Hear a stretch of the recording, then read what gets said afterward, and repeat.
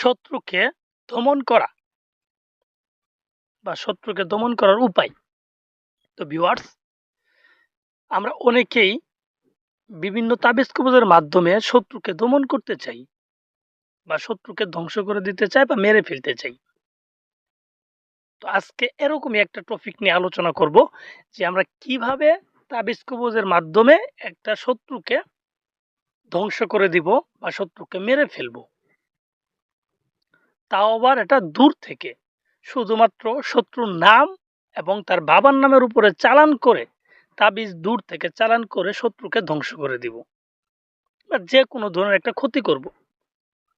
তো ভিউয়ার্স, আপনারা যারা কবিরাজ আছেন তারা আমার এই ভিডিওটা দেখে কিন্তু কাজ করতে পারবেন। আর যারা একবারে নতুন, তাবিজ কবজ সম্পর্কে অভিজ্ঞতা নাই, তারা হয়তো তাবিজ কবজ সম্পর্কে কিছু জিনিস জানতে হবে, বুঝতে হবে, তারপরে কিন্তু তারাও এই কাজটা করতে পারবেন। এর জন্য আপনাকে আমার এই ভিডিওটা ফুল পর্যন্ত দেখতে হবে, আমার কথাগুলো শুনতে হবে। আমি যেইভাবে বলি ঠিক সেইভাবে আপনাদের কাজ করতে হবে। তো ভিউয়ার্স, আমাদের মধ্যে অনেকে আছেন যে শত্রু অত্যাচার সহ্য করতে করতে দেওয়ালে পিঠ থেকে গেছে, এখন আর শত্রু অত্যাচার সহ্য করতে পারতেছেন না। আপনি যদি তাকে উল্টা আঘাত না করেন তাহলে সে আপনাকে মেরে ফেলবে, আপনার জীবনের ঝুঁকি, এরকম অবস্থা হয়ে গেছে। সেজন্য আপনি বিভিন্ন কবিরাজ তান্ত্রিকের কাছে গেছেন, বিভিন্ন তাবিজ কবজ করছেন, কিন্তু আপনার কোনো লাভ হয় নাই। অনেকেই নিজেরাও চেষ্টা করছেন, তারপরেও কোনো লাভ হয় নাই। তো এক পর্যায়ে আপনার মনের ভিতরে সন্দেহ হইছে যে আসলেও কি এই তাবিজ কবজের মাধ্যমে কোনো শত্রুকে ক্ষতি করা সম্ভব?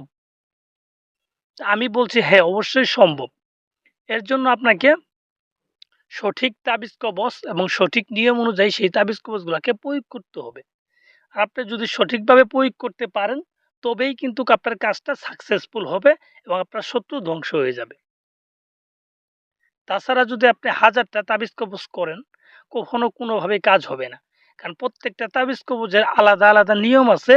সেই নিয়ম অনুযায়ী কিন্তু আপনার কাজগুলা করতে হয়। তো ভিউয়ার্স, আজকে এরকমই একটা সঠিক তাবিজ এবং কুফরি একটা তাবিজ নিয়ে আপনাদের মাঝে আলোচনা করতেছি, যে তাবিজটা প্রয়োগ করে খুব সহজেই কিন্তু আপনারা আপনাদের